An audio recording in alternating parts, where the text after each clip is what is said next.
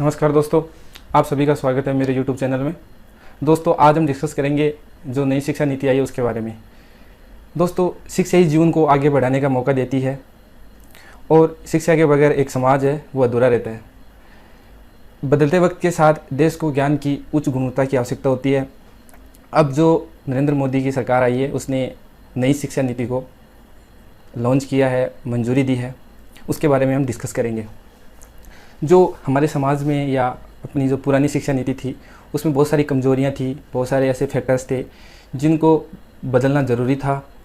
और जो नया समाज है, नए समाज की जो रचना है वो करने के लिए एक नई पीढ़ी को उच्च गुणवत्ता वाली शिक्षा देने के लिए नए तौर तरीके लाना बहुत ज़रूरी है।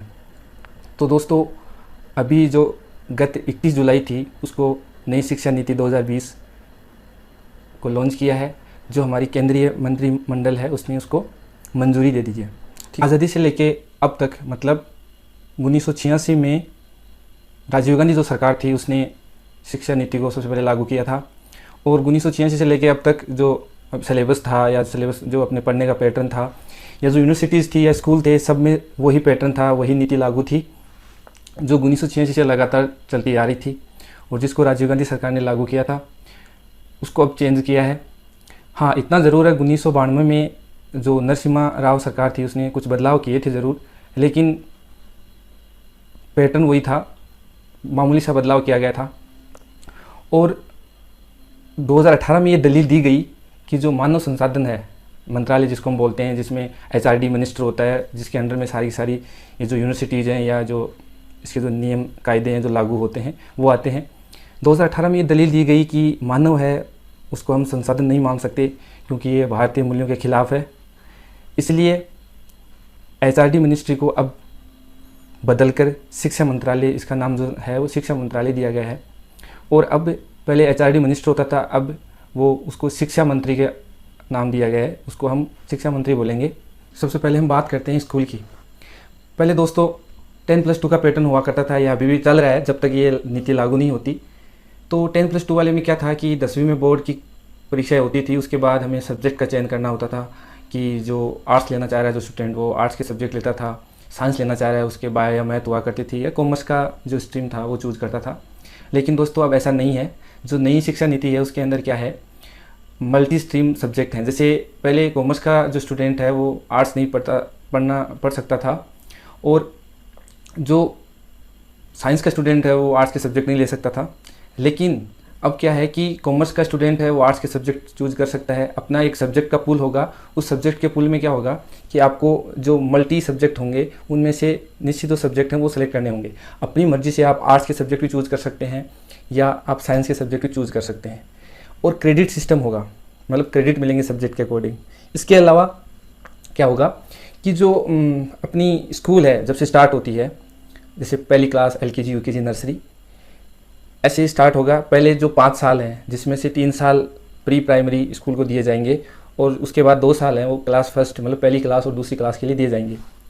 इसके आगे इन क्लासेस में क्या है कि इनका जो कोर्स है वो अच्छे से डिज़ाइन किया गया है और इनके लिए नेशनल मिशन है वो शुरू होंगे।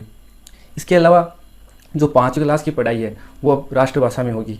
जो अंग्रेजीकरण हो रहा था हमारे देश में, इंग्लिश का जो एक ट्रेडिशन चल रहा था उसको ख़त्म करने की कोशिश की है सरकार ने।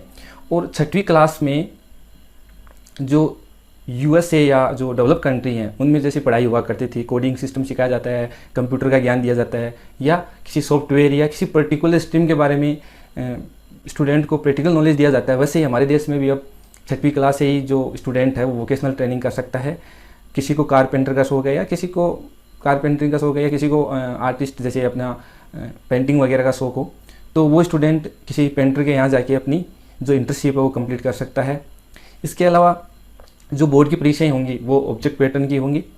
और जो ये सिस्टम है अपना पहले 10+2 का था, अब है 5-3-3-4। कहने का मतलब है कि 9वीं से लेके 12वीं तक। पहले 10वीं में सब्जेक्ट का चयन करना होता था और अब आप 9वीं क्लास से ही सब्जेक्ट का चयन कर सकते हो अपनी मर्जी से, और वो 12वीं तक चलेगा। इसके अलावा पहले एक एग्ज़ाम हुआ करती थी साल के अंदर, जो लास्ट में जो स्टूडेंट हैं जो पूरी साल नहीं पढ़ते थे वो लास्ट में 1-2 महीने पढ़ के ही अच्छे नंबर ले आते थे। लेकिन अब ऐसा नहीं होगा, साल में 2 परीक्षाएं होंगी। वो कैसे होंगी? सेमेस्टर होंगे 2, और first semester plus second semester दोनों के टोटल नंबरिंग ही मार्क किए जाएंगे मार्कशीट में। इसके अलावा पहले क्या हुआ करता था, मार्कशीट के अंदर टीचर का मूल्यांकन हुआ करता था। जो टीचर हुआ करता था उसका एक मूल्यांकन कॉलम होता था, उसमें टीचर का मूल्यांकन, जो सब्जेक्ट टीचर होता था उसका मूल्यांकन हुआ करता था। लेकिन अब वर्तमान में जो नई शिक्षा नीति है उसमें ऐसा नहीं है।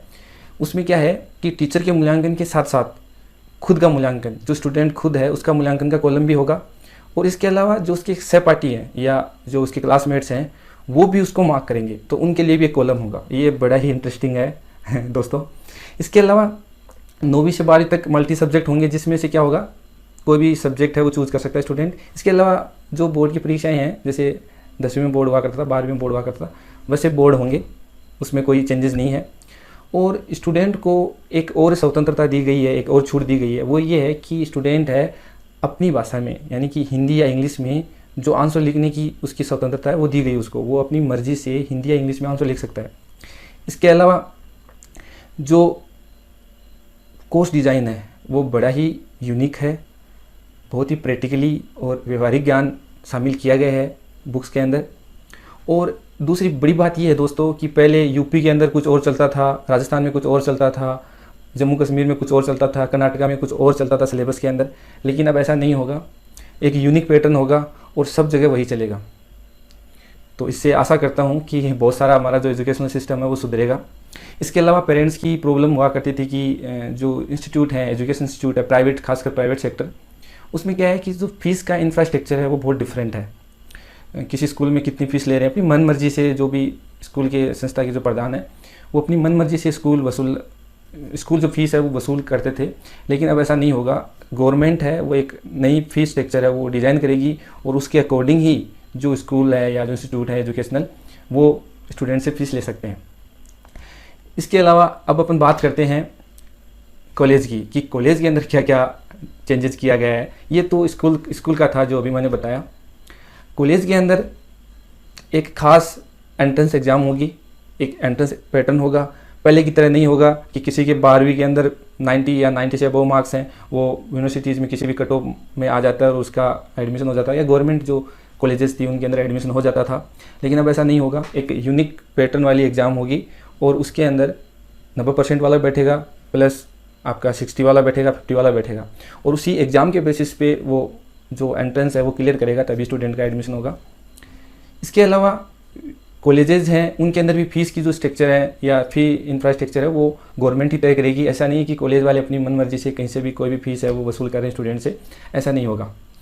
इसके बाद एक इंटरेस्टिंग बात और है कॉलेज के लिए, वो ये है कि पहले क्या होता था, कोई मेरा भाई बीटेक कर रहा है या बीएससी कर रहा है या बीए कर रहा है, उसमें ये हुआ करता था कि अगर बीए फर्स्ट ईयर कर लिया आपने या BTech first semester, 2 semester, 3 semester के बाद आपका मन परिवर्तित हो गया या पारिवारिक जो फैमिली प्रॉब्लम है उसकी वजह से आपको कॉलेज छोड़ना पड़ा या अपना कोर्स इनकम्प्लीट रह गया, अपनी डिग्री है वो नहीं मिल पाती है 1 साल से। यूनिवर्सिटीज़ में पहले ये हुआ करता था कि अगर आपने बीएससी फर्स्ट ईयर किया है और किसी कारणवश आपने अगर छोड़ दिया तो उसका कुछ नहीं था। अगर आपको दोबारा एडमिशन लेना हो तो दोबारा से स्टार्ट करना होता था या अदरवाइज़ आपको कुछ मिलता नहीं था उसका। अब ऐसा नहीं है। जो गवर्नमेंट है उसने बहुत ही अच्छा पैटर्न लागू किया है। उसमें यह है कि जो यूजीसी है या जो एआईसीटीई है, जो भी संस्थाएं हैं जो रेगुलेट करती हैं शिक्षा पैटर्न को, उसमें क्या होगा कि अगर आपने बीएससी फर्स्ट ईयर किया या बीए फर्स्ट ईयर किया या कोई भी यानी जो डिग्री है आपकी कॉलेज की वो आपने 1 साल किया है और आपने छोड़ दिया, तो अब क्या होगा, अगर आपने 1 साल किया और छोड़ दिया तो उसका आपको एक सर्टिफिकेट दिया जाएगा। अगर आप 1 साल कंप्लीट करने के बाद छोड़ देते हो तो उसका आपको सर्टिफिकेट मिलेगा, और अगर आपने 2 साल कंप्लीट किया और उसके बाद छोड़ दिया तो आपको मिलेगा उसका डिप्लोमा। मतलब कहने का ये है कि 1 साल कंप्लीट करने पे आपको सर्टिफिकेट मिलेगा और 2 साल अगर आपने कंप्लीट किया और उसके बाद छोड़ दिया एनी रीज़न तो आपको डिप्लोमा मिलेगा। और आप इंटरेस्टेड हो और आपका कोई प्रॉब्लम नहीं है, कोई इश्यू नहीं है, तो अगर आपने 3 साल कंप्लीट किया तो आपको डिग्री मिलती है, जैसी बात है पहले की तरह। तो दोस्तों ये बड़ा ही मुझे अच्छा लगा ये सिस्टम, जिसके अंदर क्या है क्रेडिट सिस्टम है कि अगर आपने 1 साल कर लिया, मान लो कहीं से बीएससी कर लिया आपने और उसके बाद आप बीए करना चाह रहे हो, तो ऐसा नहीं है कि आपको बीए फर्स्ट ईयर करना पड़ेगा। आपको बीएससी जो फर्स्ट ईयर आपने पहले से की है उसी के क्रेडिट के बेस पे आपको जो यूनिवर्सिटी है या जो कॉलेज है वो जो न्यू एडमिशन देगी वो आप सेकेंड ईयर में ले सकते हो, और आपके जो पहले के क्रेडिट है वो ख़राब नहीं होंगे, वो उसमें काउंट होंगे। जो आप नए क्रेडिट लोगे बीए सेकेंड ईयर में जाओगे तो वो क्रेडिट आपके जुड़ेंगे उसमें। ऐसा नहीं है कि आपकी वो एक साल की पढ़ाई ख़राब हो गई। इसके अलावा जो पहले अपनी जो कॉलेजेज हैं या यूनिवर्सिटीज़ हैं वो सारी यूजीसी के अंडर में आती थी। अब क्या होगा, एआईसीटी या यूजीसी है उनके ऊपर भी एक यूनिट होगी जो ये तय करेगी नॉर्म्स वगैरह, उनके जो अंदर जो रूल्स और रेगुलेशन है वो तय करेगी, वो यूनिट होगी। इसके अलावा जो कॉलेजेज़ हैं या यूनिवर्सिटीज़ हैं उनके अंदर क्या होगा, रिसर्च बेस्ड होगा, जो भी काम होगा प्रोजेक्ट बेस पे होगा। कहने का मतलब है थ्योरेटिकल या रेटाफिकेशन चलता था वो थोड़ा ख़त्म होगा या गवर्नमेंट ने कोशिश की है ख़त्म करने की। अब जब वो ऑन द वे होगा काम या धरातल पे आएगा तब देखा जाएगा कैसे क्या होता है। लेकिन बहुत ही अच्छी चीज़ें हैं जो शामिल की गई हैं इस नीति में। मतलब गवर्नमेंट है उसने जो ये स्कीम है कहीं से भी एंट्री या कहीं से भी एग्जिट होने की, उसको multi exit and multi entry जो स्कीम है वो बताया गया है। इसके अलावा जो 3 साल की डिग्री हुआ करती थी, 3 ईयर की डिग्री हुआ करती थी, जो स्टूडेंट जॉब या गवर्नमेंट सर्वेंट के प्रिपरेशन या गवर्नमेंट जॉब की प्रिपरेशन करते हैं उनके लिए 3 साल की वो डिग्री है। इसके अलावा अगर जो स्टूडेंट हैं वो रिसर्च में जाना चाहते हैं या लॉन्ग टर्म में पढ़ाई करना चाहते हैं तो वो 4 ईयर की ग्रेजुएशन डिग्री कंप्लीट कर सकते हैं। इसके अलावा 1 साल की पोस्ट ग्रेजुएशन होगी उनके लिए, और उसके साथ साथ 4 ईयर की पीएचडी जो ऑलरेडी प्रेजेंट है जो नॉर्म्स के अंदर। तो ये कुछ बातें थी कॉलेज के बारे में या यूनिवर्सिटीज़ के बारे में जो मैंने आपको बताई। और गवर्नमेंट ने ये भी बोला है कि अब जो जीडीपी का पहले 4.3% ही एजुकेशन पे खर्च हुआ करता था, अब 6% है वो गवर्नमेंट है वो एजुकेशन पे खर्च करेगी या इन्वेस्ट करेगी एजुकेशन में।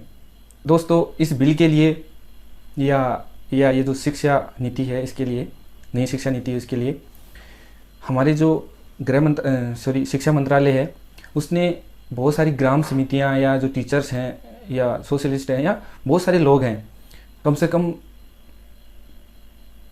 2-3 लाख लोगों से सुझाव लिए हैं और सुझाव लेके इसमें जो बदलाव किया है ये बहुत अच्छी बात है। जो शिक्षाविद थे उन्होंने अपनी तरफ से जो सुझाव दिए हैं उनको गवर्नमेंट ने इंक्लूड किया है। ये नेशनल हायर एजुकेशन बिल है वो कैबिनेट ने तो पारित कर दिया या इसको मंजूरी दे दी है, अभी संसद में इसको मंजूरी मिलनी बाकी है और 2021-22 तक ये लागू हो जाएगा। और आशा करता हूँ कि ये हमारे शिक्षा जगत में खुशियों भरा होगा या हमें जो नया ज्ञान है वो सीखने को मिलेगा। यही थी कुछ बातें। आशा करता हूँ कि ये जो बदलाव है शिक्षा के अंदर वो जब धरातल पे होगा तो जैसी बातें मैं बता रहा हूँ या जैसी हमें गवर्नमेंट से सुनने को मिली हैं वैसी ही होंगी। और जो अपनी गवर्नमेंट स्कूलों का जो प्रेजेंट टाइम में जो बदलाव है वो भी अच्छा है, और जो रिक्त पद हैं गवर्नमेंट स्कूलों के अंदर वो उनके बारे में भी गवर्नमेंट सोचेगी, आशा करता हूँ। और एक युवा है जो अपने देश का, उसके भविष्य के निर्माण में ये सरकार सहयोग करेगी और ये अपनी जो नीति है, खासकर जो नीति है सरकार तो लागू करेगी, खासकर ये जो नीति है वो युवाओं के भविष्य के लिए अच्छी साबित होगी। तो लास्ट में एक बात बोलूँगा, अस्तो माँ सदगम्य तमसो माँ ज्योतिर्गम्य। कहने का मतलब है असत्य से सत्य की ओर और तमसम या अंधेरे से ज्योति की ओर हमें ये भगवान है या ये गॉड है या जो सरस्वती माँ है वो हमें ऐसा करने की कोशिश करे। और आशा करता हूँ कि मेरे द्वारा दी गई जानकारी आपको अच्छी लगी होगी और भविष्य के अंदर जो भी नया बदलाव या जो भी कुछ नई घटनाएं या जो भी अपनी शिक्षा जगत में जो नई चीज़ें आती हैं तो मैं आपको देने की कोशिश करूँगा। आपने बड़ी शिद्दत से मुझे इतनी देर देखा उसके लिए आपका बहुत बहुत धन्यवाद। और अपना और अपनों का ख्याल रखिएगा, खुश रहिएगा और मुझे विदा दीजिएगा।